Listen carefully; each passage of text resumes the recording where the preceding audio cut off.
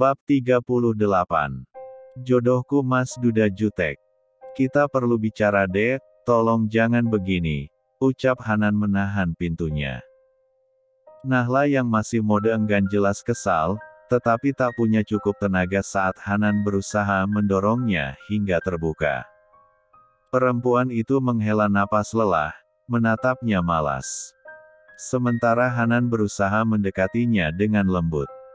Setelah beberapa menit dalam keheningan, pria itu akhirnya membuka suaranya. Aku minta maaf atas sikapku yang sekiranya kurang berkenan di hatimu. Ayo pulang, tidak baik tinggal di luar begini sendirian. Semua masalah bisa dibicarakan dengan baik, bujuk pria itu sungguh hati. Aku masih nyaman begini, maaf mas, tapi pandanganku terhadap kamu telah berubah. Aku minta maaf, aku tidak bisa, jawab Nahla seperti mati rasa. Untuk apa kembali kalau tidak ada cinta di antara mereka, sedang ia hanya merasa memenuhi kebutuhannya saja. Aku tahu sikapku kemarin mungkin tanpa sengaja menyakitimu, sungguh tidak ada niatan seperti itu. Aku juga berusaha menjalaninya, walaupun jujur aku juga belum bisa lupa sepenuhnya dengan apa yang telah terjadi dengan masa laluku. Tidak usah bersusah payah untuk melupakannya mas, karena aku juga tidak akan memintamu untuk melupakan. Aku udah ikhlas dengan hubungan kita, tolong bicaralah baik-baik ke bapak, aku ingin pulang. Aku ingin kita berpisah, ucap Nahla setelah 2 hari merenungi semuanya. Kamu masih emosi? Sebaiknya jangan mengambil keputusan tanpa berpikir dulu. Aku tahu mungkin di antara kita belum banyak cinta, tapi kita sekarang terikat, dan aku berusaha untuk menjaganya. Mulai sekarang aku janji bakalan lebih memahamimu. Tolong, jangan begini. Aku sudah memikirkannya, dan aku tidak bisa menjalani sebuah hubungan dengan orang yang belum tuntas dengan masa lalunya. Aku tidak mau menjadi bahan perbandingan atau bayang-bayang antara dirimu dan cinta terbaikmu. Aku ada mas, tapi tidak pernah hadir di dalam hatimu, dan aku tidak akan pernah bisa bersaing dengan almarhumah istrimu. Maaf, sebaiknya jangan pernah memintaku untuk pulang, kalau hatimu saja masih gamang. Hanan menelan selaiva 2 kali untuk membasahi tenggorokannya yang terasa kering. Sepertinya hati Nahla terlanjur sakit, hingga bujukan darinya tak mampu membuat hatinya terusik. Aku akan berusaha untuk itu, pulanglah. Ica terus menanyakan kamu, kalau kamu belum bisa pulang untukku, aku mohon pulang untuk Ica, bujuk pria itu terasa sesak. Setidaknya ia sudah berusaha, dan berharap Nahla bisa berubah. Nahla terdiam untuk beberapa detik. Ia sesungguhnya tidak tega dengan Ica, terlebih kedekatan mereka begitu murni, tetapi mengingat rasa kecewa yang ditorehkan ayahnya, membuat perempuan itu enggan untuk mengiyakan. Dia akan terbiasa tanpa aku seperti dulu, bukankah kamu pandai mengurusnya seorang diri? Aku hanya ibu sambung yang tidak berarti apapun, sindir Nahla masih begitu membekas dengan perkataan Hanan tempo lalu. Pria itu bahkan mengatakan tentang sebuah keikhlasan dalam mengurus putrinya. Sungguh Nahla tidak pernah berpikir seperti itu, ia bahkan dekat karena benar-benar menyayangi. Namun, ketika keberadaannya bahkan tidak pernah dihargai, rasa ikhlas pun seakan tiada guna tak terlihat sama sekali. Karena pria itu tidak pernah melihatnya dengan cinta, tertutup dengan perasaan masa lalunya. Berapa waktu yang kamu minta untuk memperjelas semuanya? Apa kehadiran aku ke sini tak cukup bukti kalau aku masih ingin mempertahankan rumah tangga kita? Pulanglah dulu mas, karena jawaban aku tetap sama. Aku ingin sendiri dulu, jawab Nahla dingin. Tetap dengan keputusannya yang tak ingin pulang. Hanan menghela napas berat, ia bahkan enggan beranjak sama sekali kalau tidak mengingat sore hari dan Ica di rumah sendirian karena Simbok harus pulang. Aku akan menunggu kabar baikmu, semoga masih ada jodoh untuk kita berdua, ucap Hanan beranjak setelah berjam-jam berjibaku dalam kerumitan hati. Karena obrolan keduanya hingga kini belum menemukan titik temu. Nahla tidak menyahut, sungguh ia pun berat dan merasa kasihan soal Ica, tetapi ia juga tidak ingin kembali kalau pria itu hanya soal butuh. Perempuan itu benar-benar ingin tahu sejauh mana Hanan memahami perasaannya. Sejauh mana pria itu belajar mencintainya. Karena hidup bersama tanpa cinta itu jatuhnya nyesek namanya. Sedang ia berusaha untuk memberikan segenap perasaannya. Sakit sekali rasanya. Perempuan itu langsung menutup pintunya rapat-rapat begitu Hanan keluar. Perasaannya masih terasa sakit, walaupun harus berakhir seperti sekarang, biarlah dulu begini. Ia sudah menyiapkan hati, seandainya perpisahan yang terjadi. Sementara Hanan pulang dengan langkah lesu. Hatinya mendadak sakit, perasaannya kacau, ia bahkan seperti kehilangan sebuah harapan untuk bisa kembali. Apakah Nahla benar-benar ingin berpisah? Kenapa mudah sekali ia mengatakannya? Bapak sudah pulang. Maaf Pak, Ica dari tadi masih rewel, tidak mau makan dan mengurung terus di kamar. Simbok takut Ica kenapa-napa. Iya? Makasih Mbok, biar nanti aku yang bujuk. Sekarang Simbok boleh pulang. Hanan yang baru masuk rumah langsung menemui putrinya. Terlihat gadis kecil itu tengah tiduran sambil berselimut. Ica? Ica sayang, kamu jangan rewel terus, makan ya. Bujuk Hanan setengah frustrasi. Astagfirullah. Badan kamu panas begini sayang, kamu sakit. Mama mana, Pak? Ica kangen, kok mama nggak pulang? Padahal kan Ica nggak nakal, kenapa mama pergi ninggalin Ica? Ica nggak punya ibu lagi. Gadis kecil itu menangis terseduh. Hanan langsung menariknya dalam pelukan, sedalam itu rasa sayang putrinya dengan ibu sambungnya. Kalau Ica saja bisa merasakan kasih sayangnya yang tulus, kenapa dirinya bahkan menyakitinya hingga membuat luka dan kecewa? Maafkan papa sayang, besok papa janji bakalan bawa mama pulang, ucap pria itu sendu. Sesakit ini ternyata rasanya. Bab 39. Pagi-pagi sekali Nahla sudah kedatangan Hanan. Pria itu sengaja menjemput istrinya sebelum berangkat kerja. Kamu kenapa pagi-pagi begini sudah di sini Mas? Emangnya nggak ngantor apa? Tanya Nahla ketus. Kesal sekali rasanya melihat wajahnya yang seolah menyesal itu. Entah benar begitu atau hanya kamuflase saja. Aku ingin menjemputmu, ayo pulang dek. Ajak pria itu sungguh-sungguh. Aku kan sudah bilang jangan memaksaku, sebaiknya selesaikan dulu urusan hatimu itu, aku tidak mau menjadi bayang-bayang semu kalian. Aku mohon dek, ikutlah denganku, Ica sakit dan dia terus nanyain kamu, sekarang Ica di rumah sakit. Mendengar itu, Nahla terdiam. Sebenarnya Nahla juga tidak setega itu kalau dengan Ica, nalurinya sebagai ibu tergugah. Ikut sakit mendengar putrinya sakit. Sakit apa? Kok malah ditinggal ke sini? Karena aku harus menjemputmu.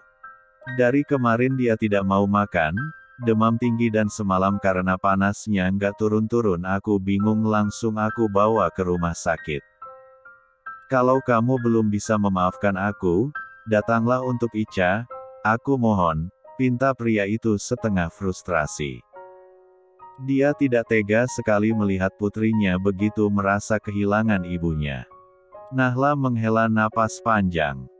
Ia tidak setega itu, sebagai seorang perempuan dan calon ibu, dirinya akan mengesampingkan egonya dan akan menemuinya. Di rumah sakit mana? Nanti aku ke sana. Sekarang aku harus kerja. Kamu izin saja ya untuk sehari saja, biar aku yang bilang dan bertemu langsung ke sekolahan. Kalau bisa sekarang saja ke rumah sakitnya. Aku rasa dia terlalu rindu denganmu makanya sampai demam. Mendadak Nahla galau sendiri mendengar penuturannya. Kasihan sekali putri kecilnya sampai sakit. Walaupun dengan bapaknya teramat kesal, tetapi tidak dengan anaknya. Sedari kecil Ica bahkan belum sempat mendapatkan kasih sayang dari seorang ibu, dengannya mereka merasa nyaman. Gimana? Aku berharap kamu mau. Tolong bujuk dia agar mau makan. Dia terus nanyain kamu. Setelah beberapa menit hanya ada keheningan di antara keduanya. Dengan berat hati Nahla pun memahami. Ia akan datang untuk Ica tentunya. Aku akan ke sana.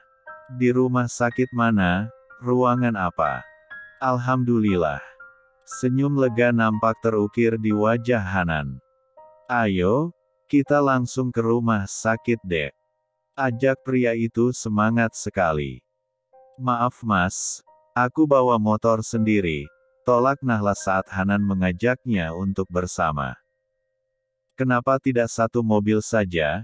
Kita datang searah dan pergi ke tempat tujuan yang sama. Tapi hati kita tidak sama mas, dan sebaiknya aku cukup tahu diri dengan berangkat sendiri saja, sindir Nahla blak-blakan. Rasanya ingin ngeyel, tetapi takut istrinya malah berubah pikiran. Membujuk untuk pulang saja setengah frustrasi. Yang penting mau dulu menemui Ica, sisanya nanti bisa dinego itu pun kalau mujur. Nahla mengekor mobil suaminya yang menuju rumah sakit. Setelah perjalanan kurang lebih 15 menit, Nahla masuk ke basement rumah sakit. Memarkirkan motornya dengan benar, lalu masuk mengikuti langkah Hanan yang sedari tadi jelas sudah menunggu. Makasih sudah mau datang, bisik pria itu saat mereka tengah di lift. Nahla tidak menjawab, masih enggan menanggapi apapun dengan pria itu. Keduanya masuk ke ruangan di mana Ica dirawat. Gadis kecil itu terlihat tengah menutup matanya dengan infus menghiasi tangan kirinya. Nahla mendekati ranjang, sepertinya Ica tengah tertidur. Mungkin baru saja minum obat setelah dilakukan pemeriksaan. Perempuan itu menatap sendu, kasihan sekali rasanya melihat putri kecilnya terbaring lemah di rumah sakit. Duduk dulu. Dia pasti senang banget kalau bangun nanti kamu ada di sini, ujar Hanan menyediakan kursi. Nahla menatapnya datar, tak mengambil duduk di mana Hanan mempersilahkan. Selebihnya sedikit menepi membalas pesan lebih dulu atas izin dirinya hari ini. Hanan sendiri hanya menatapnya tanpa berani menyela. Membiarkan sesuai kenyamanan istrinya saja. Mama, lirih Ica mengigau. Matanya memejam, tetapi mulutnya terus memanggil ibunya. Mendengar itu, Nahla yang sebelumnya tengah duduk berjarak di sofa tunggu langsung mendekat. Begitupun dengan Hanan yang langsung menghampiri ranjang. Ica sayang, bangun, ini mama, ucap Nahla mengusap lengannya. Menenangkan agar putri kecilnya terjaga. Mama beneran ada di sini. Balas gadis itu lalu dengan tubuh lemas mencoba duduk. Iya sayang, ini mama di sini, jawab Nahla meraih tangannya. Gadis kecil itu terulur menyentuh pipi ibunya. Bener mama di sini. Ica kangen ma, ucap gadis kecil itu menubruk tubuh ibunya. Nahla yang sedari tadi sudah membentangkan tangannya membalas pelukan hangatnya dengan penuh kasih sayang. Melihat keduanya saling memeluk mata Hanan berkaca-kaca. Ia memberi jarak, menepi sembari memperhatikan keduanya dengan haru. Betapa mereka sangat dekat selama ini. Mama juga kangen sama Ica, cepat sembuh sayang, ucap Nahla sendu. Mama kemana? Kenapa mama nggak pulang? Ica minta maaf kalau buat mama nggak suka, kata gadis itu dengan celoteh lembutnya. Ica anak baik dan pinter, tidak pernah buat mama kesel kok, cepet sembuh ya. Hari ini mama bakalan temani Ica, ucap perempuan itu iba.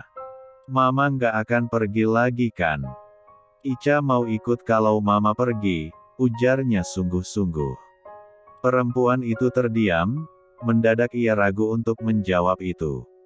Kasihan dengan Ica, tetapi masih sangat sebal dengan ayahnya. Iya, mama nggak akan pergi lagi, mama akan selalu ada menemani kita, sahut Hanan menghampiri. Tangannya merangkul pundak Nahla dengan manis.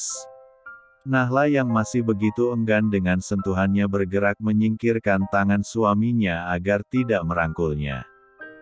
Rasanya masih begitu kesal dengan sentuhan apapun darinya. Bab 40. Nahla melirik suaminya dengan sebal, memberi jarak dan enggan menanggapi apapun perkataannya. Ia lebih menjaga perasaan Ica dan tentu saja bertahan di ruangan itu karena Ica. Perempuan itu bahkan tak beranjak sedikit pun terkecuali untuk sholat, karena Ica tidak mau ditinggal. Aku mau cari makanan, kamu mau pesan apa, Dek? Tawar Hanan pada istrinya yang tengah telaten menyuapinya. Nanti aku bisa beli sendiri, tolak Nahla dingin. Pria itu menghela napas sepenuh dada, tak menawarkan lagi, tetapi setelah kembali sudah membelikannya untuk Nahla.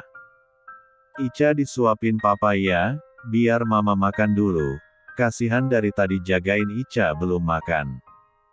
Nanti mama capek. Mama belum makan.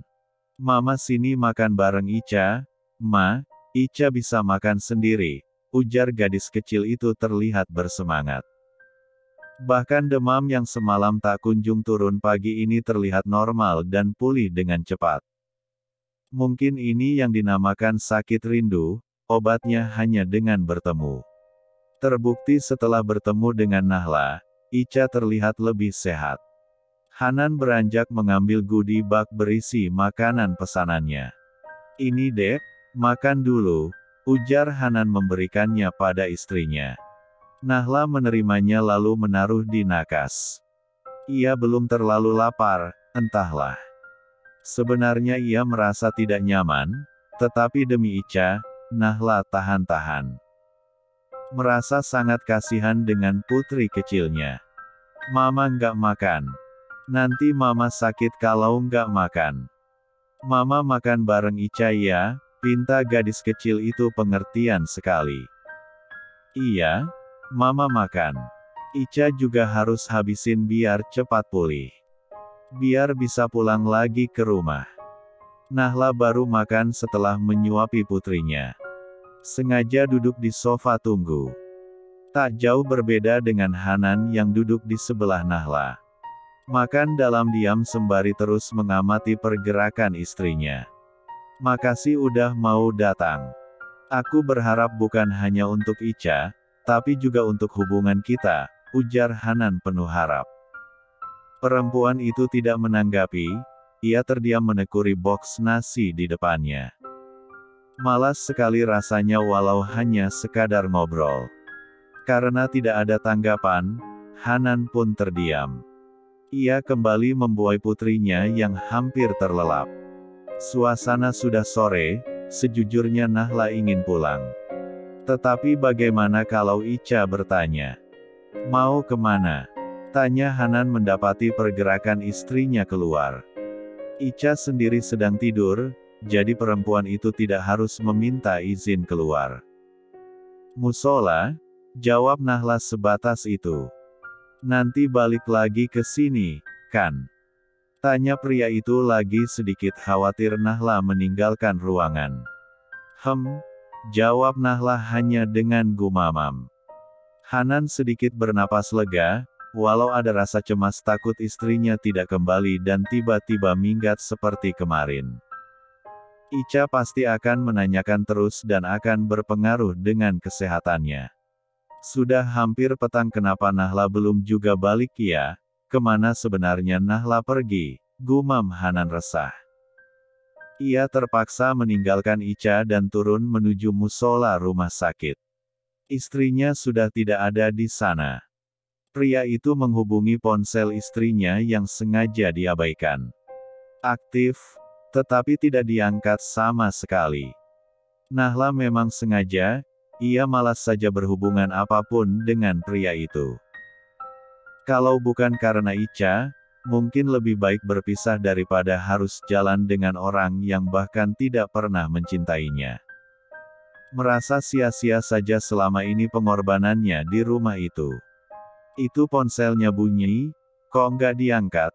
Kata Gilang teman semasa SMA mereka. Iya, nanti saja, jawab Nahla enggan menanggapi. Jadi pasien gadis kecil bernama Ica itu anak kamu.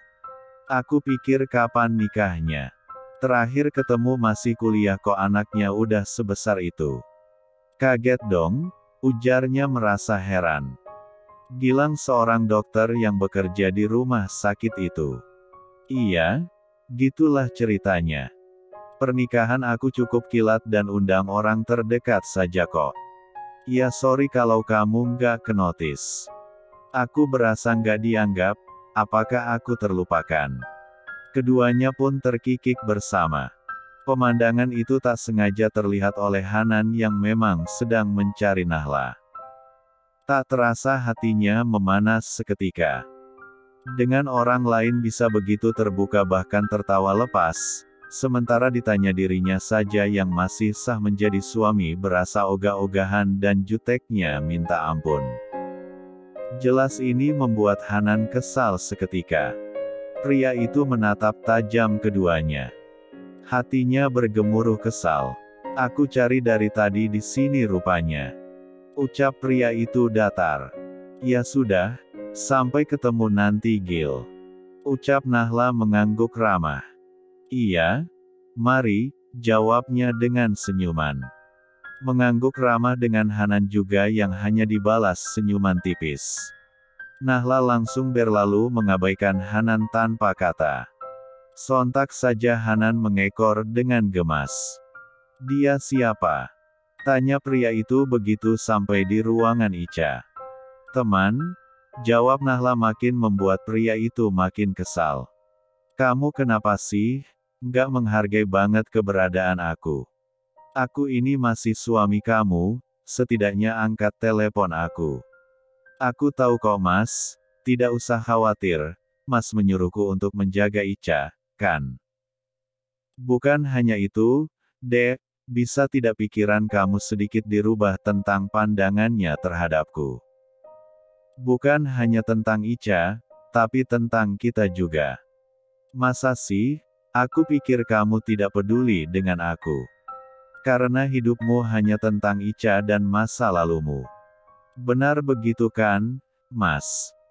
Oke, aku minta maaf. Aku minta maaf.